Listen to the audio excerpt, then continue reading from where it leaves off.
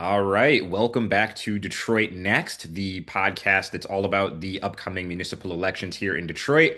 I'm Bryce Huffman with Bridge Detroit, joined by former city council member and current city council candidate Janeé Ayers. Good morning. Good morning. How are you? Right. Oh man, it's good to see you. And we got all these interviews lined up. And the first thing I'm asking everybody, per Malachi Barrett's request, Okay. what do you think about who should become the next city council president? The person that has the most experience, because it's going to take experience to go ahead and lead this group because potentially you'll have new people on the council. And so it's going to take a person that understands all the aspects of what it means to be a council person. So that's who I would like to see as the next president. All right. Now let's focus more on you in this race in particular. You're running for the at-large seat, a seat that you were in before the 2021 race. Now that you've been cleared in this investigation for corruption, tell me what was the first step after you were cleared to just kind of get yourself back in front of voters and get familiarized with voters again? So the funny part is that they didn't close the case until this past January, but I've been back in front of people over the last 4 years. So a lot of people were like, "Well, what have you been doing? Where were you at?" And some people actually thought like, "Oh, did you have to go do time? Do time? No." There was no conviction. There were no charges. There were no nothing. So the day that people saw the FBI come to my home, that was the first and last day that I saw them, just like you all. So they have indemnity. They have the right to just kind of take your life and hold it. So I've been back, running a consulting company, doing different environmental campaigns across the country in which we made heavy impacts. That was great. And then I came back to work for the city in recreation. So I've been leading things for our kids, for our seniors, and just for the community at whole. So I've had to talk about all the things and I've talked about policy and all of that over the last 4 years. So it's really not new to get back in front of voters. Yeah, and I know you've probably been paying close attention to city council in the 4 years you've been gone. What's one issue that you maybe expected the council to resolve, and one issue that they accomplished that you maybe weren't expecting? Bryce, that's a loaded question because, you know, unlike the council that I was with, they didn't have as many tough decisions as we did. So, no shade to anybody, but it was nothing that surprised me. It was nothing that I was waiting for because I haven't seen anything that was not as I don't want to say as impactful, but nothing that caused a big uproar, nothing that it hasn't been anything. Like when I was there, we had everything from the community benefits ordinance to Little Caesars, the TIF, the this, the that. So it was always something and something big to do under the auspice of being in financial oversight. So not to sound shady, but none of this is overwhelming as it was when I was serving. So I don't really know how to answer that one. All right. What is something that you're coming back, you're talking to voters again? What's something that the current council didn't necessarily get to address that you're hearing voters are extremely concerned about? You know what? It's not even that they didn't get to address it. The one thing that people, it's always number one. Every time that I've hit doors, every time we've done polling, number one is public safety. And so that's still the thing that's on the table. Now, what I would like to see, and I started pushing it before, and I'd like to see this happen again, is we need to address the amount of folks that are ready for retirement, whether it's premature retirement or not, the level of attrition that we have within some of our first responders, and that is we've seen an uptick on it on the fire side as well as police, um, and creating a pipeline to those positions with people that come from the community that we are expecting them to respond to, right? And so I would have liked to have seen on all council levels more of a conversation with DPS on how do we create that pipeline. So yeah, we know that kids oftentimes have a not to say a bad relationship with police, but they don't know. Just like they don't know that being a firefighter, you technically work 9 days a month, but this is a career and you could also pursue all your other dreams. So we can't expect them to want to fill these positions when they haven't been exposed to them. So that is something that I put on the shoulders of all of us that have served prior to and that will serve going forward that I would really love to see because they just go hand in hand. We talk about public safety, we talk about the kids not having something to do and then they get into trouble and this and that. Let's figure out how to bridge that gap now and get them into that space. So I think it's on all of us. When it comes to youth, because I that was where I was going, maybe not next, but eventually going. When it comes to youth, how are you talking to young Detroiters about the role that city council actually plays in city government? I often hear younger people thinking that city council members have some form of executive decision-making power as opposed to the legislative power they actually have. How do you talk to young folks about the actual function of city government and how they can get involved in it even before they're allowed to vote? Well, you got to talk to people straight up, and that's how I talk to anybody, kid, senior, whatever. I've done several career days where the kids are kind of like, city council. They don't because they don't really know what it is, and shame on us as a society where we're not teaching civics anyway, so they don't understand. But I had to make it personal, so I'm like, let me ask you a question: how many of you enjoy river days or the fireworks or this and that? Oh, you get the kids raising their hands, and then it's okay, well, do you like the fact that you have to go home at this time? No, I can't stand that. I'm mature. I'm this, I'm that. And I'm like, well, the reason that you have to go home is because of me. We made those laws. We passed that. So now it's personal. And they're like, well, wait a minute. And so now you started to engage a conversation that makes sense to them because it's something that's applicable to their everyday lives. And but the same thing with adults, because I've had those conversations where they're like, okay, so what does that large mean? And what is this? And you can't, sometimes people don't want to ask because they feel like they should be more aware, but it's okay if you don't know. And so those of us that are running or those of us that are actually in the process of serving, sit down and tell people what it really is. You can't expect people to be better if you don't allow them the space to do it and give them the tools they need. So I'm always one for speaking straight up about everything. Yeah, I'm glad you re-mentioned that you are, of course, running for an at-large seat, meaning you do not have an individual district but represent all seven. When you think about the way that each district has kind of been formed and shaped these past 4 years when it comes to different projects and initiatives and funding that has gone into them, which districts do you think need more attention from city government, especially with the new mayoral administration coming in? I definitely think we need to turn our attentions to District 3 for sure. District 6, absolutely.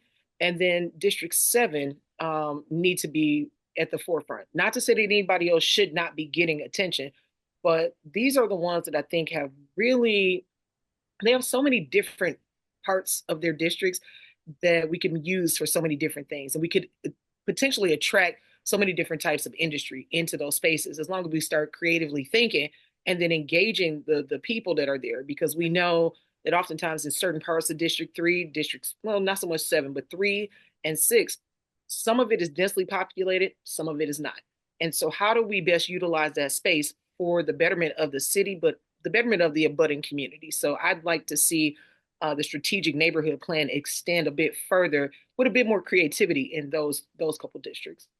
All right. One thing that was introduced was in 2012 the council by district. Many people voted for it thinking that their council person would be able to kind of just handle and solve district issues, but really that's kind of what a district manager does. Uh, how would you evaluate council by district so far as someone who's kind of had to represent all of the districts? So I think what you just said is the problem. Um, because your council person for that district is the person. So the district manager should be serving as like, you know, basketball reference should be serving as like your council member should be your point guard. And if it's time for the clutch play, then the district manager should be the shooting guard. You should be able to pass it over to them, not the other way around. And I think that has been part of the problem. And that is why I've noticed, I won't say from anybody in particular, but I've noticed where there's a disconnect between that council member for that district and then the district manager. The district manager seems to think that they are the council member. And honestly, you're not. You guys should be working in tandem. So, that's why I try to keep really good relationships with all the district managers because I represented the whole city. So I think people need to really understand what the definition of their role is. And once we get that, everybody starts dancing on the same beat. And now the citizens get the best of everything that these roles were designed to be. All right. What do you think about the way that outgoing Mayor Mike Duggan has worked with City Council?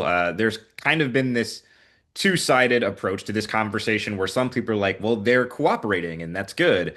Others who are like, they need to have more tension and argument over these things for the betterment of Detroiters. Where do you kind of see that as someone who's running for council?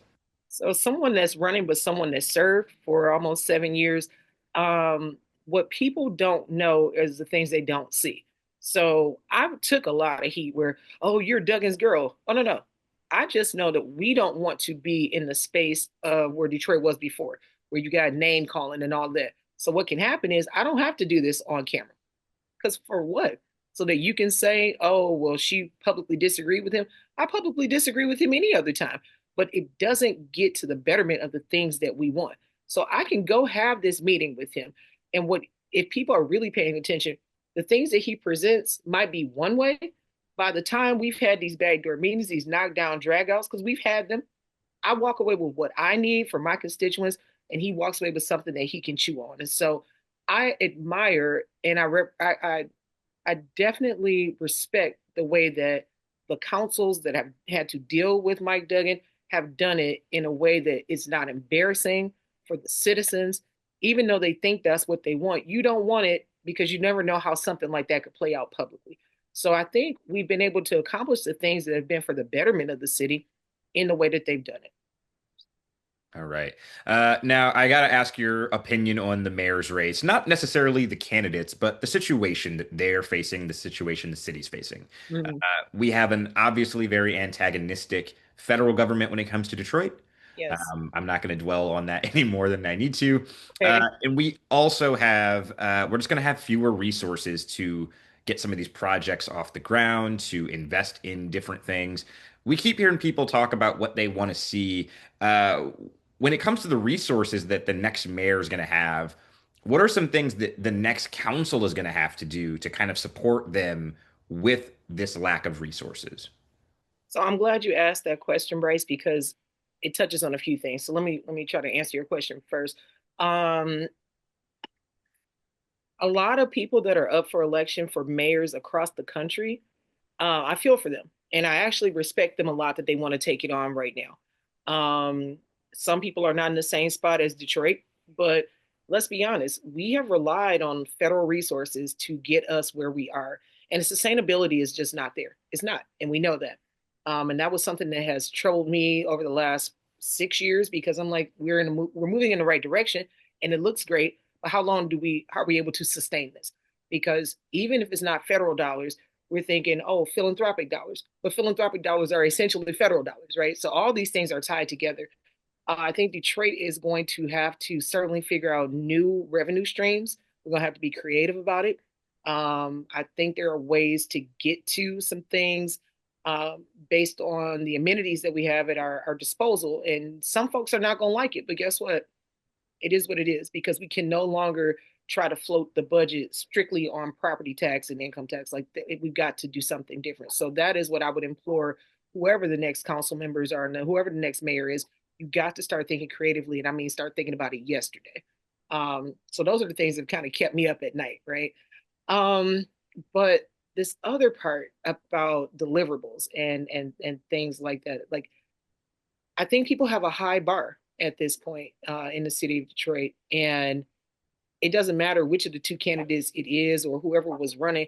The bar is very high, and I hope that whoever it is able to at least meet part of the bar so that you're not a one-term mayor based on people's expectations. So I think you need to come in the door managing expectations now and having real conversations. And so then that leads me to my last point is that I don't believe people are having the realistic conversations. Because one thing that I've heard all across this campaign trail from the beginning is affordable housing, affordable housing, affordable housing. We know we need to preserve affordable housing, but to talk about how much more is going to be created, I think that's a fallacy. And I think that's a fallacy because it is attached to all the things that's under attack in this big, ugly bill. Let's be serious.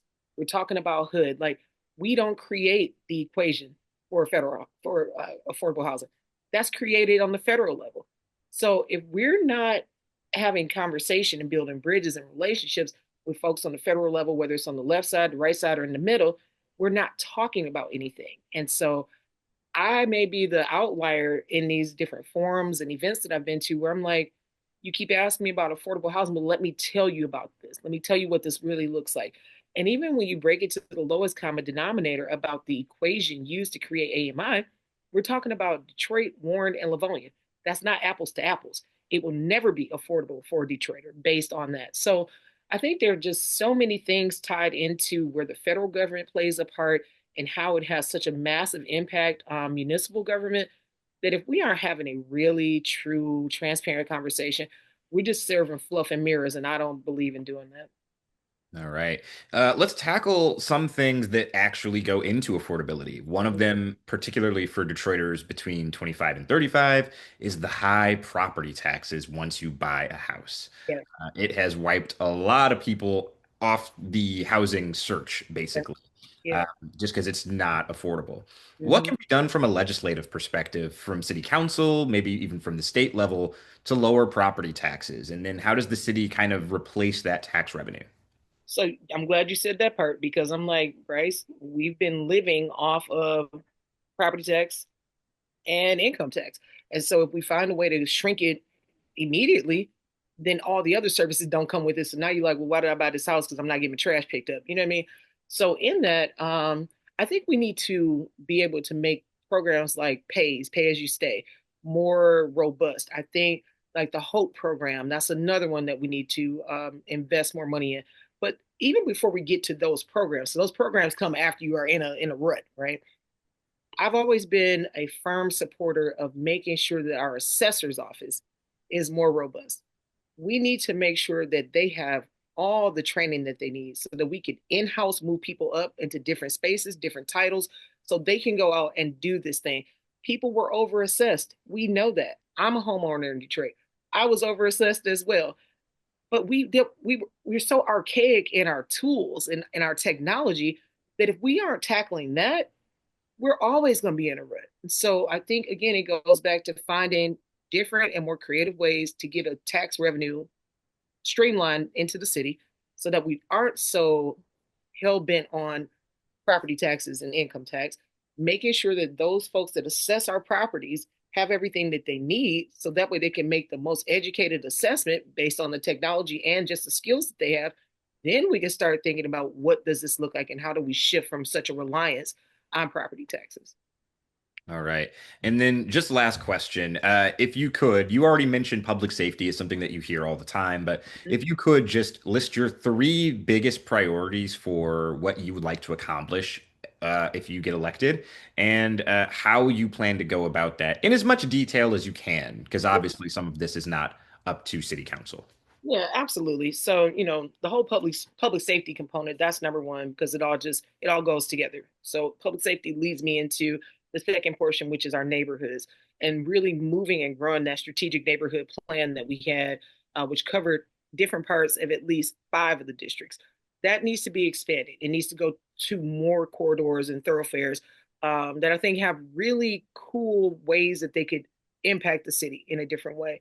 But with that, when we start talking about how do we incorporate small business, how do we grow the interest in the small business, how do we sustain the ones that we have there? Because let's be clear, the small businesses in our neighborhoods have really been the anchors of a lot of our communities. When we talk about certain neighborhoods in Detroit that are food deserts, if it wasn't for this neighborhood store, sometimes it's a neighborhood restaurant or bar, these people get to go there. You get to have a good meal. Your kids get to see something other than a ramen noodle, if that might be your situation. So we need to figure out ways to sustain them. And I've always been strong behind making sure Motor City Match started to include those like legendary businesses that have been around. So in that, I want to make that process. I know they started making the process for businesses and small business entrepreneurs make that easier. But let's really think about it. We could make it so much easier. If we are putting timelines out there for these business owners, okay, we need you to do the permit by here, the license by here, the floor plans by there, then we need to stick by the same thing. We need to say, okay, let's do a comprehensive inspection where you now bring BC, you bring health, you bring fire all at the same time. Let's knock this thing out. let's reassess these fees that are on there. If the city is not meeting their part of the deadline, then you need to be able to get a discount on the fees that you had there, because why not? Like, let's make this thing work for all of us. And again, that goes with my public safety piece, because all of us have something cool that we want to see in our neighborhood that we think would be beneficial. But am I going to go out, try to find the capital? Because as a Black woman, access to capital is hard for me, just like it's hard for you. Um, but go jump through all the hoops, get the funding, and then I put in $1 million investment only to not feel like it's going to be protected because our lack of public safety. So all of these things, they go together. I'd like to continue the work that I started with our returning citizens, because again, that's probably point three on there. Your business doesn't feel safe because you don't have enough public safety, and you don't feel safe because you're worried about somebody that could potentially become a returning citizen or might be a returning citizen coming into your space. And so how do we create those jobs? How do we make sure that, like, workforce training, all of those things with Detroit at Work, these need to be more intentional. We need to look at industry that's coming to the city, and how do we train people for those jobs? Let's be specific. Let's not just be conventional and saying, okay, well, we're going to teach you how to type and this and that. That's great. But if that's not the industry that's coming here, let's figure out what that is and make it more tailor made so that we can say, all right, well, we know we have 3 people that are about to open up a new salon. We've got 14 young men, young women that are licensed because they went through the process. So I think intentionality is going to be pivotal and critical in this space. So we've got the public safety, we've got the neighborhoods, we've got the small businesses, me and my returning citizens, and then workforce intentional training. Those are the 4 things that right now they all make a pattern for me, and it just makes sense. All right. Well, thank you so much. I don't want to take up any more of your time, but thank you so much and good luck out there. Thank you, Bryce. Have a wonderful day. All right. You too. Thanks. Peace.